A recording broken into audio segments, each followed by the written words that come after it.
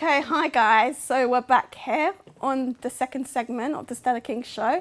And here we have a beautiful young lady who is a producer and also a mother of a beautiful son. Her name is Tosin. Hi, Tosin. Hi, Stella. Hi. It's really good to see you. You look amazing. Oh, thank you. It's good to see you here. You're shining. Thank God. Listen, thank God. So, basically, you're a mother. I am. Of a Recently. son. Recent one, yeah. yes.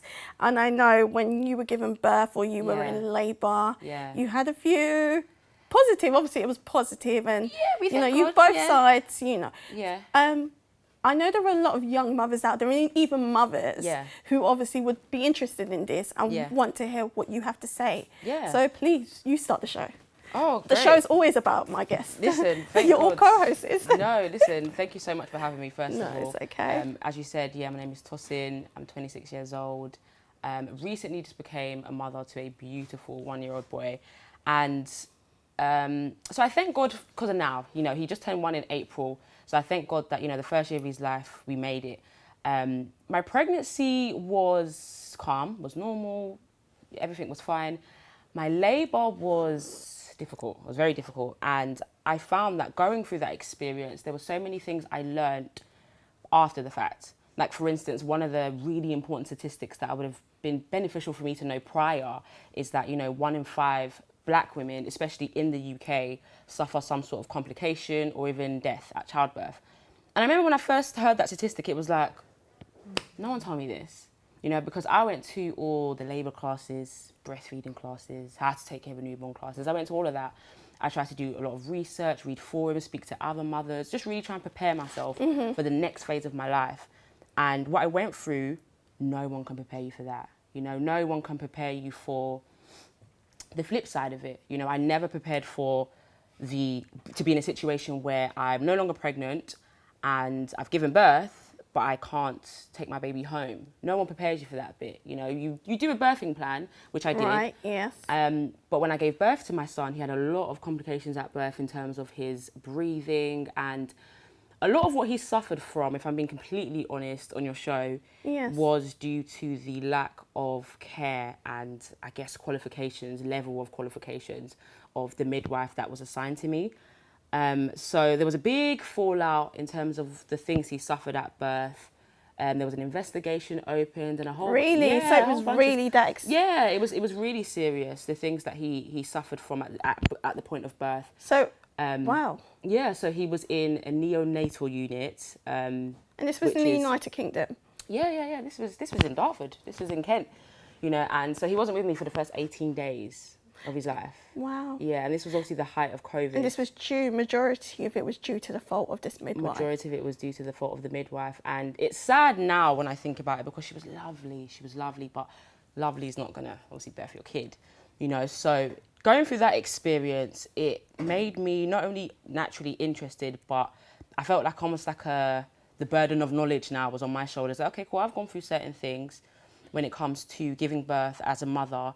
How can I sort of like help the next person, And I had to really understand, or rather come to terms with, did my race play a role, in what I experienced that birth? Because if I'm being completely honest with you, I referred myself specifically to the hospital I gave birth. And I'm not going to mention the name, there's no point. Of course, yes. I specifically chose that hospital because the other hospitals that were local to my area had got a bit of a reputation because the nurses that worked there, I'd heard things that there was a couple of black nurses that worked there that, perhaps underestimated the pain of fellow black women in terms of the maternity ward anyway. Okay. So obviously I was a bit scared already that I was hearing horror stories, people giving birth by themselves in a hospital because their pain wasn't taken that seriously and things like that. So from the get-go, I thought, I'm gonna just avoid that. So I thought I was picking a reputable hospital that I thought would take care of me and my son. And I've come to terms with the fact that that just wasn't what I experienced there. So on this side of it now that he's 1 and he's healthy, he's beautiful, he's fine, MRI scans were all normal, it's now made me almost like an advocate a little bit for, at the very least, educating black young mothers on really knowing what you're getting yourself into, really knowing, really understanding that yes, the point of care during your pregnancy is important, but sort of postnatally as well. I feel like that bit gets forgotten a lot. Yes. You know, so yeah, so essentially that's why I'm here today, to really sort of talk on. I know I've not really gone into the complications that my son suffered, but what I want everyone to sort of take away from it is just do your research. Do your research, speak to mothers, ask them the real. Because what happens with childbirth is that as soon as they place the baby on your chest, you forget. Naturally, you've seen your beautiful child. You forget the pain, you forget all the nasty bits, you know, you forget the just... Because giving birth is the ghetto, I'm going to tell you now. Like, it's crazy, but you forget all those bits, you know? So that's why I really want to push young mums to... Yeah, it's all good going to the labour classes and the this and the baby and the toddler and the, you know, the soft play and all of that, but do your research in terms of, like, the care that you're going to be required, like, you'll need after the fact as well. You know, make sure the hospital that you pick or the hospital your GP refers you to is reputable. I know that a lot of hospitals are under NHS. You would assume that they are, but, you know, ask questions, speak to mothers, ask them to tell you the real. Yes. Anybody that asks me my labour story, I'm real with it. I'm real with it. Of course, it was amazing in terms of I got my son out of that experience, but I'll tell you the real of it. It was ghetto. It was ghetto. 2 out of 10 would not recommend. You would not recommend it at all. It was crazy, but I thank God because I learned a lot through it. You know. Wow. For me personally, obviously I haven't had kids yet. Yeah. So I don't know about this. But you said something that no one ever prepares you for, like, after labour. You know, they just prepare you until labour, but not what could possibly happen after labour, and what are the precautions and how to mentally also prepare you. Yeah. So just hearing that from you also just brought something to my mind. Like, isn't that something they should also be considering? Because you do hear now quite a lot, actually even frequently now, a lot of premature kids, you know, incubators. How do you get a mother through that?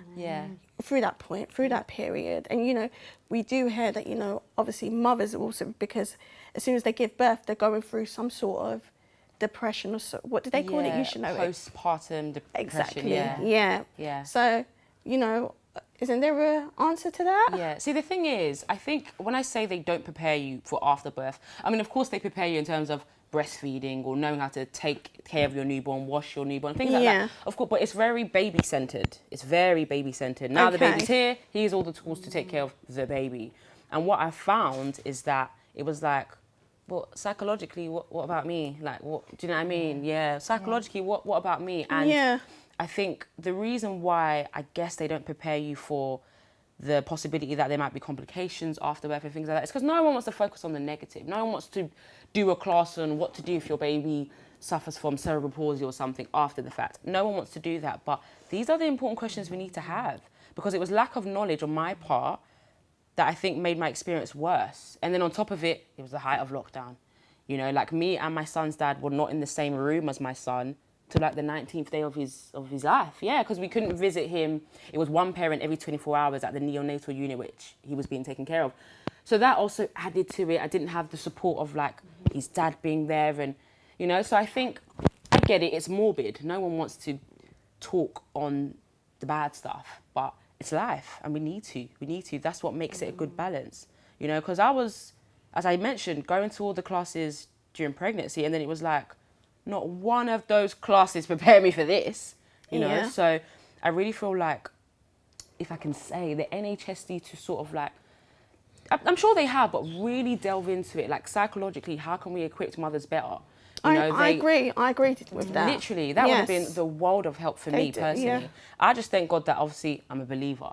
I had my mum, I had God to really lean on. You know, when it was all going down, I was looking at God like, here?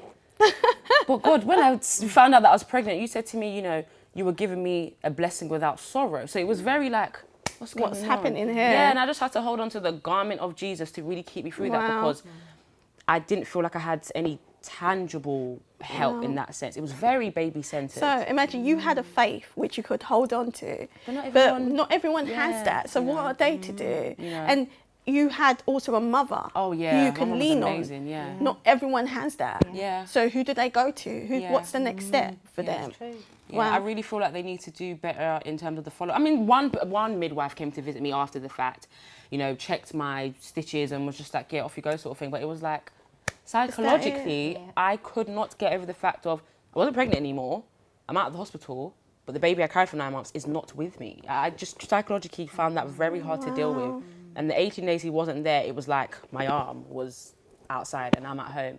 It was really hard, and I just feel like, especially for a young mum. I mean, I'm not that young, but like, do you know what I mean? I can imagine if that was a 19-year-old mother who was going through that. There's nothing in life that would have prepared her for that. Yeah. You know, so I just, more than anything, just the psychological, the emotional side. Yeah, the physical side, of course, the postnatal care, but it'd be really nice if they put more Emphasis on the woman as well. on that, you know. I really agree with you, because it's not a woman's fault. do I. She's Yeah. naturally born to give birth. Yeah. So you can't Yeah. say, oh, you know, That was as I'll much leave as I her and knew. it's just a baby. The hormones Yeah. as well are Yeah. all over the Yeah. place. Yeah. And No one suddenly, prepared me for that. You know, no baby, baby. Yeah. You know, Yeah. where do you get that? Yeah. You know, that suddenly to go into that mother. Yeah. And then you feel It must guilty be if you scary. want to ask for help after. You feel guilty because it's like, oh, well, it's about the baby. Like when my son came home and was happy and healthy, we all sort of just rallied around him, and I was stuck in a bubble with him and obviously my partner for a while. Naturally, because it was like, we've got him home now, we just want to protect him. But I found that I was suffering. You know, I found that psychologically, I felt like I was really suffering.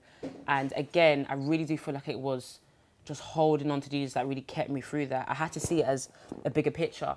Even when my son was in the neonatal unit, he was full term. It's not like he was premature or anything. He wasn't. But there were other babies there that, you know, were like 26 weeks, and it just. So in the sort of like the mother's lounge, I would speak to these mums, and you know, my son was the only baby out of 8 babies in that neonatal unit that was full term, and I had to see it as, you know what, there's a bigger purpose that my son is even in this unit. Maybe my son is supposed to be the point of contact to even bless it. There were babies that were tiny in there, tiny, and it was such a wake-up call, you know, it was such a wake-up call. And so, yeah, I would just want the NHS to sort of really, you know, and I feel bad because the NHS this past year and a bit have been incredible in terms of their response to the pandemic. Yeah. You know, so I don't want it to come across as I'm criticising. I'm really not. Yeah. But I wouldn't want what I went through to be in vain. Yeah. You know, and Yeah. I guess it's bittersweet, but at the end of the investigation, no negligence was proven, by the way, but you know, they reached out to me and asked me if they can use my case for like the next sort of generation of students and midwives. And of course I agreed, because what I went through, I wouldn't want another mother to go through that. Wow. You know, so if what I went through could sort of ricochet and help, job done. Well, I like Yeah. something you just said, actually. Yeah. You chose not to look at it negatively, but Yeah. positively, because you said, you know what? You looked at all the babies there. Yeah. They're like 26 weeks or so on, and your child was there who you had up to full term. Yeah, he was even And late. just- He was 41 weeks. 41 yeah, he was weeks. a big baba, yeah. He was even late. And you just looked at it and said, you know what? Probably he's here as a point of blessing Yeah. for other children. right. Yeah. And I thought that was powerful. The fact that Yeah. you were able to take it from, you know, the point it looked like, and just Yeah. see it in a positive point. Absolutely, And yeah. I think that's amazing. Yeah. That's strong of you. Yeah. That's really strong. I felt like that, yeah. Yeah. I felt like that. And trust me, if you see my son now, you would not know that this baby went through a lot. Wow. If he was here now, he would rip everything down. Like, he is such a strong boy, and it's kind of why we even named him Zion. The name Zion to me sounds strong, you know, Strong, yeah. dominant, yeah, like Mount Zion. Mountain, Yeah, like yeah. a mountain, hence why we named him I that. can't because move. Thought, yeah, can't be shaken, cannot be Yes. shaken. They could not Yeah. take him out, so I thank God. But yeah, I would really like to see change. I'd Change, really yes. like to see change. I yeah. do, well, yeah. Yeah. Just hearing that there's points they can take out that definitely Yeah. we can see that they're doing, well, they have been doing okay Yeah. and doing well, especially during the pandemic. Oh, they've but been doing amazing, obviously, in yeah. terms of mothers, you know, when giving birth, child, there is still some work to be done. Yeah, Yeah. yeah. And you know what? It won't take much. The same way they do, what they call it, the antenatal classes prior, Just do, okay, so antenatal, just do, I guess it'd be postnatal. Yeah, just do Yeah, postnatal class. Even if it's oh just my one God, that's class, brilliant. Literally, even if it's just one start your class. own business. Don't Yeah, tempt you me. should, and introduce it to them. You should. Do Yeah, some you should. blogs. I might just, because I feel absolutely. like it's so important. It is very important. It's so important. I was desperately looking for support. You might be the answer that many Yeah, mothers are it looking might- for yeah, out that's there. right. I might just be. So, yeah, no, that is a good idea. Yeah, Yeah. that's a good idea. Oh, great. Well, it's been Yeah. brilliant having you, Thanks for Tosin, having the me, show. Stella. Thank It's you. been amazing having you, Deborah, Oh, as thank you well. so much, You know, Stella. thank you for coming on. Thank you for having Yes. us. Yeah. So we're just about to leave. So guys, thank you for tuning in. I hope you learned or could take something out of this show today. And until next time,